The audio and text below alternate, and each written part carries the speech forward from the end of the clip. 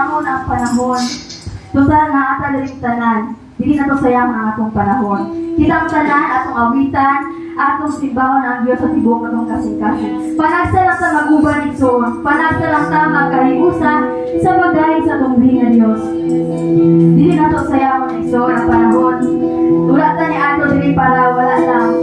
Usa sa mga rason nga ni ato ta diri aron modayi ug mosimba sa atong buhi nga Dios. Amen. Amen ba? Hallelujah. Atong awiton igsoon ang chorus. Walay instrumento kitang tanan mo kanta at ipataas sa mga kamot. Ang pasabot sa pagpataas sa mga kamot igsoon, unay pasabot na nag-surrender ka sa kung kagalingon sa kong buhi nga Dios.